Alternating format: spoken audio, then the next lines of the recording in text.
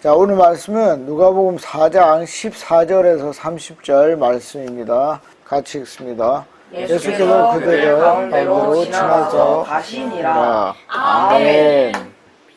제일 와닿은 말씀은 이사야의 글을 인용하신 18절 말씀. 주의 성령이 내게 임하셨으니 가난한 자에게 복음을 전하게 하시고 포로된 자에게 자유를, 눈먼 자에게 다시 보게 함을, 눌린 자를 자유롭게 하고.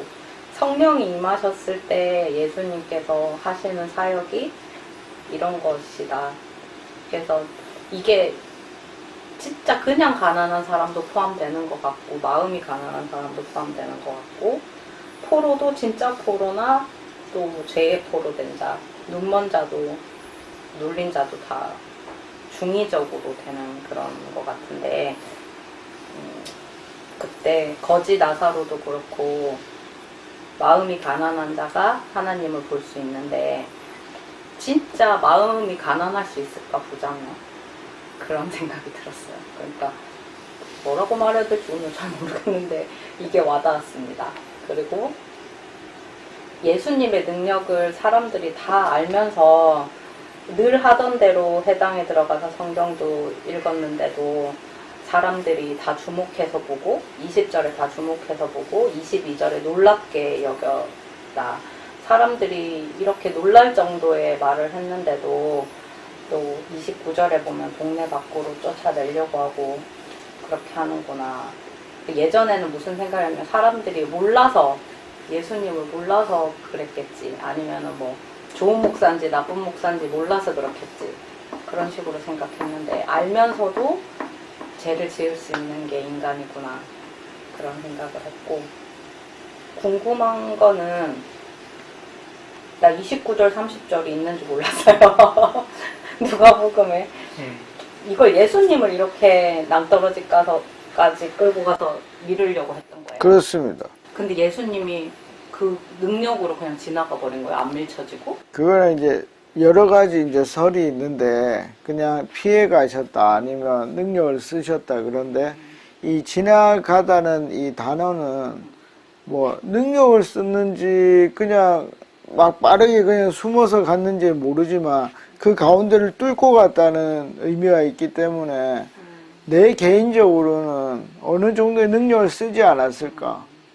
그래서 나는 고향에서 환영을 못 받았다는 게 능력을 인정을 못 받았다는 말인 줄 잘못 알고 있었던 것 같아. 근데 오늘 보니까 능력을 다 인정받았어. 그럼. 인정받았는데 내쫓겨지고 밀침을 당해서 그냥 고향을 떠난 거야. 그 오늘 처음 알인 것 같아. 그 얘기를 이제 나중에 할 건데, 한번 지금 해보면 15절 뒤에 보면은 칭송을 받았고, 20절 뒤에 보면 다 주목을 했고, 그 다음에 21절에는 너희기에 응했고, 그러니까 들었다는 얘기고, 22절에 보면은 놀랍게 여겼다는 그 네 가지 과정을 다 통과하고 결론이 뭐였냐면 이 사람은 요셉의 아들이다. 그렇게 결론을 내린 거예요. 그러니까 놀라는 네 번의 과정이 있었는데, 그 놀라는 과정 맨 뒤에는 요셉의 아들이다. 그 얘기 뭐냐면 얘는 이 놀라운 일을 할 수 없는 애다 하는 결론에 도달을 한 거죠. 그래서 과연 진짜 모르고 그랬을까? 그러지 않을 확률이 높다. 바리새파도 진짜 기적을 얼마나 많이 봤을 텐데 그걸 또 인정하기 싫어가지고. 그렇지. 예수님이 와도 예수님을 못 믿는데 어떻게 예수님이 없는 성령의 시대에 잘 믿을 수 있을까? 그래서 믿음이 있는 사람 보겠냐, 막 이런 말이 나왔나 보다. 메시아가 왔는데 메시아를 믿지도 못하면 다른 메시아가 와도 믿지를 못하겠지. 그러면 이제 우리가 전도를 해야 되잖아. 전도를 하는 이유는 뭐야, 그러면? 예수님을 알게 하기 위해서. 그렇지. 어떤 사람? 이렇게 다 보여줘도 안 되는데. 그걸 이제 어려운 말로 남겨진 자라고 하는 거야.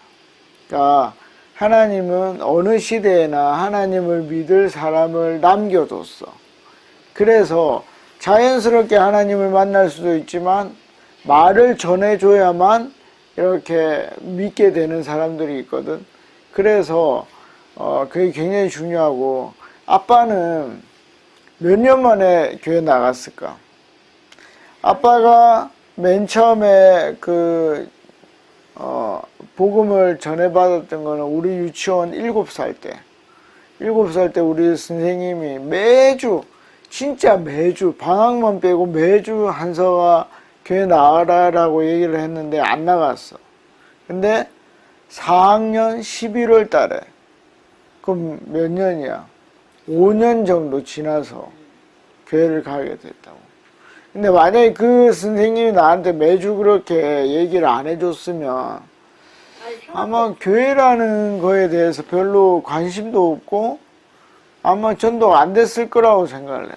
그러니까 그런 작업들이 있어야 남겨진 사람들이 반응을 하는 거야. 그러니까 이 시대에 나사렛에 이 사람들은 죽이려고 했지만 또 다른 사람들은 뭐 죽이지 마. 메시아로 받아들였거든. 그래서 전도를 하는 거야. 무슨 말이냐면 그 많은 사람들 좋아한다. 예. 예. only 이 사람만 그 많은 과부들 중에 이 사람만 약간 그러니까 결국에는 선택된 자가 있다는 이런 팩트들을 알려주시는 사람이 예수님인 것 같고 항상 그리고 메시지에 그 팩트를 기반으로 한 따끔따끔한 그런 말들이 있기 때문에 그게 이제 25절부터 나오는 거지. 25절부터 28절까지. 거기서 주시는 말씀이 일반 사람들에게는 너무 아프게 다가와서 그런 게 아닐까 네, 이런 생각을 했습니다. 그래서 제목을 그렇게 지었고요. 계속. 네. 저는 오히려 인상적인 게 29절 예수님을 동네 밖으로 쫓아내요 이렇게까지 하려고 했다는 게 복선 같다.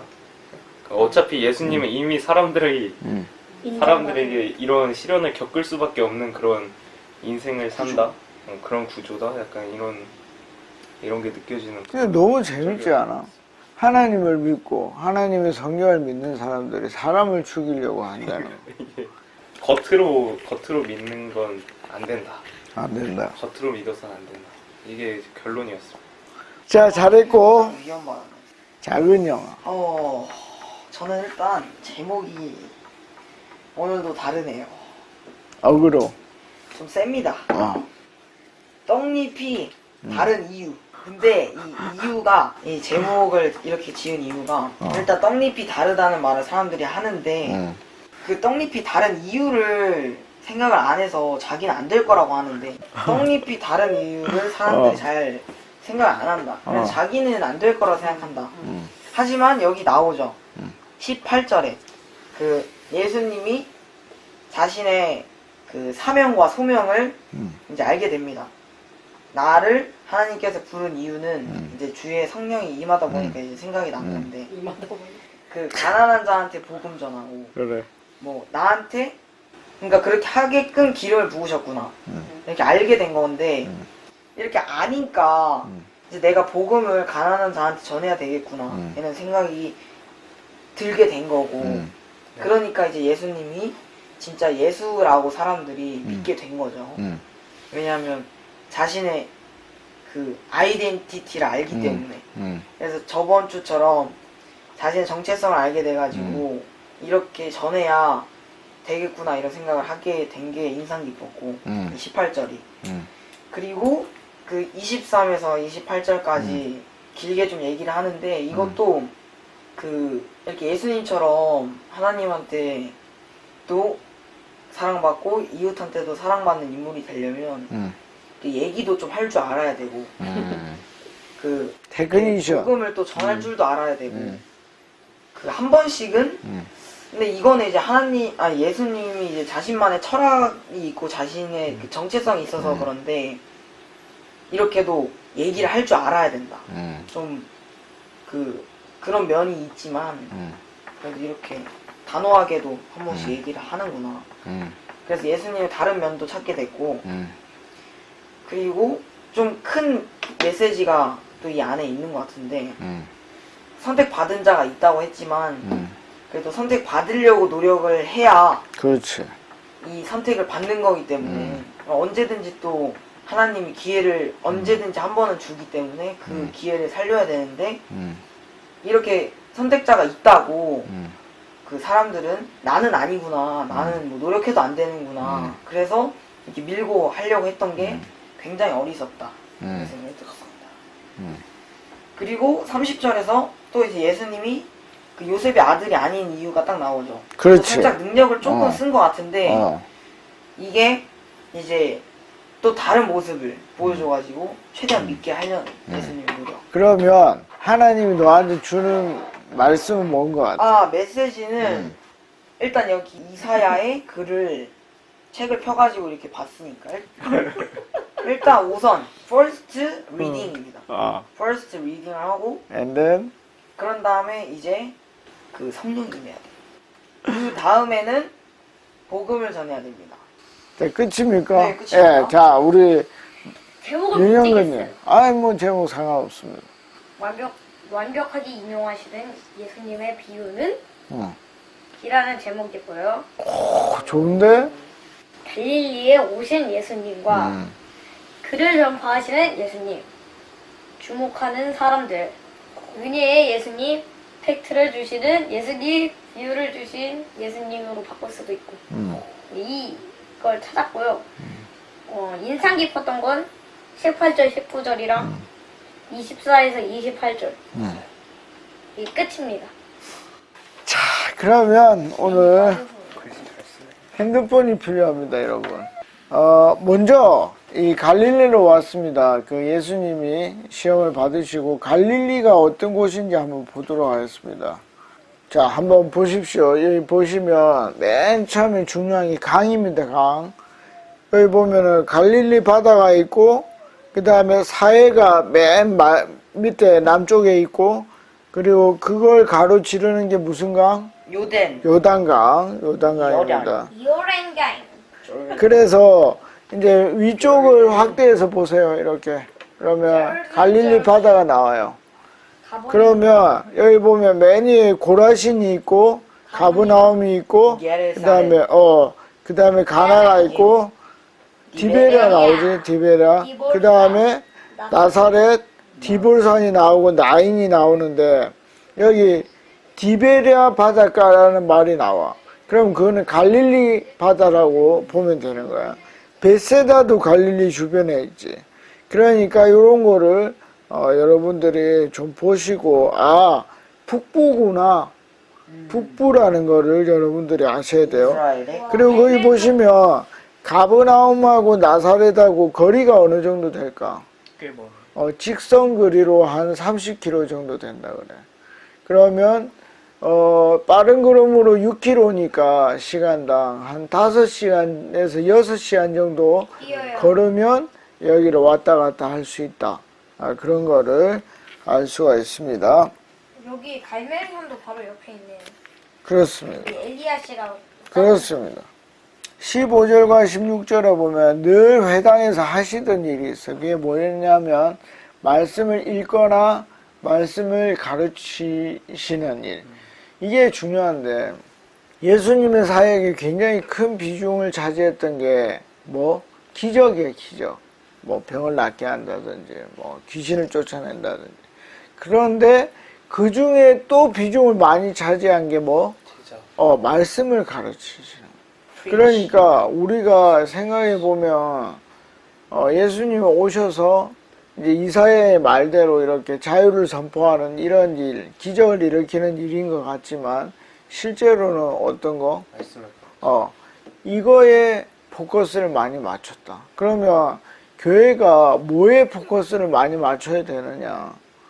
기적이 일어나고 여러 가지 다른 거에도 맞춰야 되지만 하나님의 말씀을 공부하고 듣는 일에 생각보다 많은 시간을 가져야 된다. 그 이유는 뭘까? 그 말씀이 들어와야 사람이 변화될 수 있으니까. 자, 이제 18절로 가봅시다. 18절.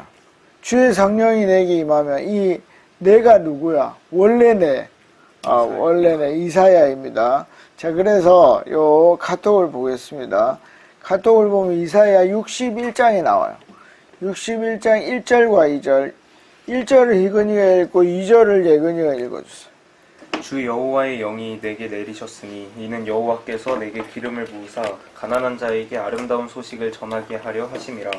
나를 보내사 마음이 상한 자를 고치며 포로된 자에게 자유를, 갇힌 자에게 노임을 선포하며. 비슷한 말이 나오네요. 여호와의 은혜의 해와 우리 하나님의 보복의 날을 선포하여 모든 슬픈 자를 위로하되. 자, 이 보복의 날이 뭐냐면은 이 바벨론에 잡혀 있는 포로들에게 지금 하나님이 이제 너희를 돌이킬 거다. 그러니까 그 보복을 하면서 풀어나게 할 거다 하는 말을 이제 이사야에게 하는 말인데, 실제로 이건 나중에 예수님한테 메시아에게 비유가 되는 그런 말씀이었거든. 자, 그런데 왜 이 얘기를 하냐면 이사야서는 몇 장? 66장이에요. 그러니까 그 앞에 모든 이 예언의 말씀, 비유의 말씀 끝에 마지막 쪽에서 은혜의 해, 희년을 선포를 하는데, 희년은 뭐냐면 원래대로 돌아가는 거예요. 그러니까 하나님의 새하늘과 새 땅, 이 새, 뉴라는 거는 성경에서는 뭐 새로운 게 아니라 오리지널로 돌아가는 거야. 처음 걸로. 그래서 이 희년은 처음으로 돌아간다는 거거든. 희년은 50년 만에 한 번씩 일어나는데, 그러니까 예를 들어서 우리가 요렇게 아빠가 유산을 줬잖아. 우리 3명한테. 근데 하다 보니까 누구는 가난해지고 누구는 부자가 됐잖아. 근데 50년 만에 어떻게? 처음으로 돌아가는 거야. 다 새로 시작. 그게 이제 은혜의 해인데, 그거를 하나님이 이사야를 통해서 선포를 했고, 이제 예수님을 통해서 그 일을 하신대요. 실행하고. 근데 재미난 건 뭐냐면, 아까도 엄마도 잠깐 얘기를 했지만, 가난한 사람이 교회에 나올 여유가 있을까? 없지. 그냥 거의 없다고 봐야지. 일을 하는 것도 힘들어. 그런데 뭐 복음이 전해진다는 거야. 내 포로된 자, 마음이 안 좋을 거고, 그 다음에 눈이 먼 사람도 몸이 자유롭지 못하니까 자유롭게 될 확률이 낮은데, 메시아가 오면 어떻게 된다고? 그 모든 사람들이 처음으로. 자유롭게 된다. 너무 좋은데? 그거는 나중에 실제로도 그렇게 되지만, 지금 그 상태가 안 됐는데도 불구하고 뭐 자유롭게 된다는 거야. 그러면 이제 생각을 해봐야겠어. 내 속에 진짜 메시아를 만났는가? 나의 마음속에 메시아를 만났는가? 메시아를 만난 사람은 어떻게 된다고? 자유로워. 자유로워진다. 자유롭지 못한 사람은 눌려있는 그치, 눌려있는 거야. 형이 뭐 메시아를 세다. 만나지 않았다. 아직까지 메시아를 만나지 못했거나 아주 적게 만났거나. 근데 약간 자유한다는 게 무슨 말이지? 어떻게 한다는 거야? 어떤 것 같아? 예를 들어 자유롭게 내가 살아가는 감옥에 갇혀 있는 거야. 그러면 그 사람이 자유롭게 된다는 게 어떤 말이야? 실제로 풀려지거나 아니면 감옥 안에서도 자유로울 수 있을까? 자유로울 수도 있지. 다. 그 호나우딩요처럼 축구하면서. 약간 그게 또 자유로울 수도 있지, 그 사람. 아이고야 호나우딩. 뭐야? 마음의 평안이 있다는 마음이 거야. 감옥에 들어가. 감옥에 있어도 눈이 멀어도. 그리고 눈이 실제로 떠지면 확실하게 자유를 얻게 되겠지. 내가 그러니까 드디어 떠서. 그런 감옥이야. 일이 메시아를 통해서 이루어진다. 내가 정말 메시아를 만났는가? 그거를 우리가 볼 수 있어야 된다는 거. 나는 자유로운데. 그러니까 너는 메시아를 만난 거지. 자, 그 다음에 이제 어려운 거. 이 질문을 안 했는데 23절. 의사가 너 자신을 고치라 하는 속담. 이게 무슨 속담일까? 이거 23절 내에서 찾아봐야 돼. 그냥 요거만 떼서는 이 의미를 정확하게 알 수가 없어. 그러면 그냥 이 구절만 떼서 보면 이거 무슨 의미야? 가본이. 의사야, 너 자신을 고치라. 찾았습니다. 뭡니까? 그 가까운 데에서 사람들 도와줄 사람들 찾아. 이게 천재인가 보다. 너무 쉬워. 원래 이 구절만 보면 뭐지? 니나 잘해라. 니나 잘해라야. 근데 예근이 말이 맞아. 이거는 순서를 나타내는 속담이래. 자, 제가 더 부연 설명. 부연 설명. 자, 여기서 가버나움은요. 일단 여기서 예수님은 나사렛이에요. 근데 가버나움은 저쪽에 있죠. 은근히 좀 거리가 좀 됩니다. 그리고 걸어서 5시간. 내가 가만히 있어. 근데 가버나움은 살짝 그 치면은 서울이고 나는 진주인데 그 가버나움에서 행하는 것도 맞지만 그러니까 먼 세계를 이렇게 하는 것도 그렇지만 가까운 너의 고향 너의 자신의 이웃들부터 그렇습니다. 해라. 그러니까 먼저 내가 나사렛에서 행하겠다 이거야.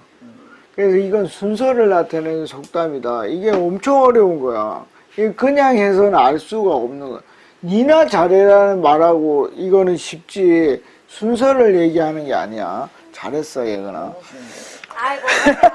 잘 생각. 아니 그냥 난 너무 보였어. 쉬운데? 아니 나 어머니 보였어. 많죠. 아니 난 보였는데. 그냥 공부를 하는 게 낫지 그냥 않겠어? 기자를 하든지. 해야겠니? 어. 너무 보이는 거 어떡해. 오케이. 근데 안 보이면 되는데요 어떻게? 되면 해야지. 여기 적혀 있잖아. 그래. 자 그러면 아니 내가 이제 가브나움에서 그러면 어떤 일을 했는지 한번 보자고. 자, 엄마가 이 핸드폰에 마가복음 1장 23절을 한번 읽어줘. 마침 그들의 회당에 더러운 귀신 들린 사람이 있어 소리질러 이르되 이게 이제 가브나움에서 일어났던 일인데 뭐 귀신을 쫓아내는 거예요. 그래서 26절에 보면 더러운 귀신이 그 사람에게서 경련을 일으키고 큰 소리를 지르며 나온지라. 그러니까 가버나움에서 뭘 했다고 예수님이 기적을 일으켰다. 그 다음에 자 희근이가 1장 30절을 한번 읽어줘. 시몬의 장모가 열병으로 누워 있는지라 사람들이 곧 그 여자에 대하여 예수께 여짜온대. 그래서 31절에 예수님이 또 이 시몬의 집이 베드로의 집이 어디에 있다고? 가버나움에 있는 거야. 그래서 아까 그림을 보면 갈릴리 호수 바로 옆이 가버나움이야. 그래서 낮게 했더니 어떤 일이 일어났냐면은 32절을 봐봐. 예근이 한번 읽어줘. 저물어 해질 때 모든 병자와 귀신 들린 자를 예수께 데려옵니다. 왜 데려왔을까? 소문이 난 거지. 소문이. 그래서 데리고 왔고 33절에 보면 온 동네가 모였고 그래서 34절에 보면 뭐야?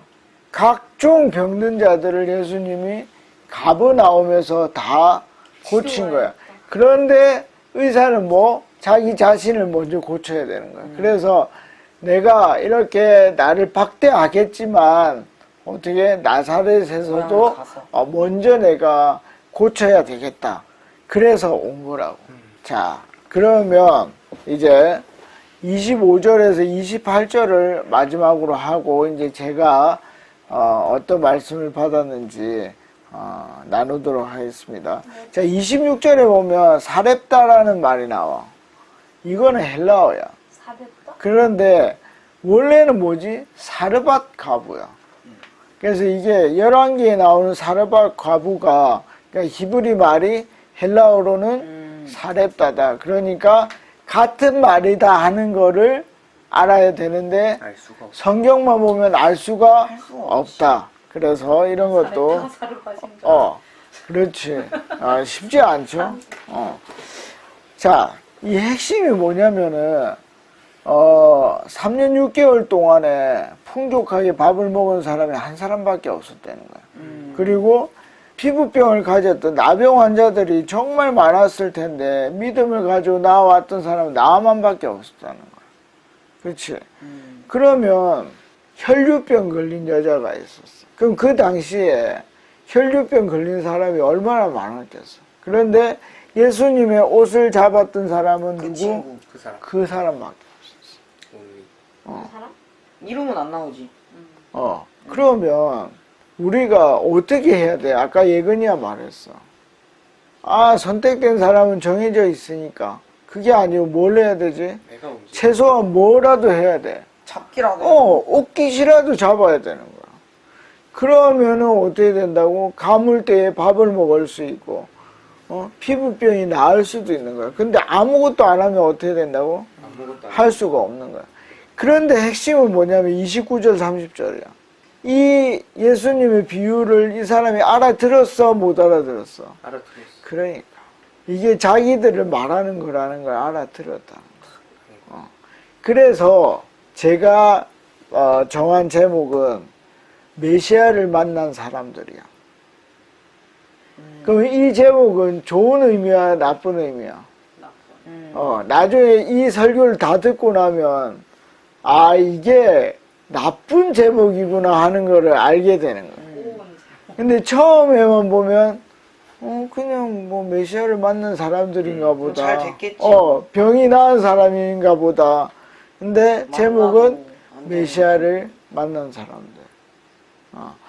그래서 저는 21절에서 하나님이 저에게 말씀을 주셨는데, 이 시대 사람들은 얼마나 힘들어. 자기 집도 없고, 오늘 뉴스에 보니까 애기도 못 낳는데, OECD 중에서 너무 애기 낳아서 키우기가 힘들대. 근데 이 시대 사람들 정말 메시아를 기다리고 있을까? 나는 안 기다리는 것 같아. 그래서 무슨 말이 나왔지? 소확행. 그게 뭐야? 소소하니 확실한 거. 그러니까 내가 별다방에서 먹을 수 없으니까 백다방에 가서 어떻게 만족을 하는. 내가 집을 살 수 없기 때문에 메시아를 기다리는 게 아니라 그냥 차를 사는 걸로. 그러니까 20억짜리 집은 살 수 없으니까 2천만 원짜리 차를 사는 거. 그런 식으로 사람들은 메시아를 기다리지 않고 다른 거를 기다리는데, 나는 그럼 이 시대에 그 메시아를 어떻게 그들에게 전할 건가? 답을 못 찾았어. 그래서 일단 기도해야 되겠다. 이 사람들이 자기 안에서 작은 행복을 찾는 게 아니라 진짜 자유를 줄 수 있는 메시아를 기다리게 해야 되겠다. 그래서 그 기도를 이번 한 주 동안 해야 되겠다 생각을 했습니다. 자, 그래서 여러분들은 이번 한 주 동안 어떻게 진짜 메시아를 만나고, 메시아를 만나면 이런 진짜 자유를 얻는구나. 그 경험을 하는 우리 모두가 됐으면 좋겠습니다. 새로워지는. 그렇습니다. 그 자유를 경험했으면 좋겠습니다.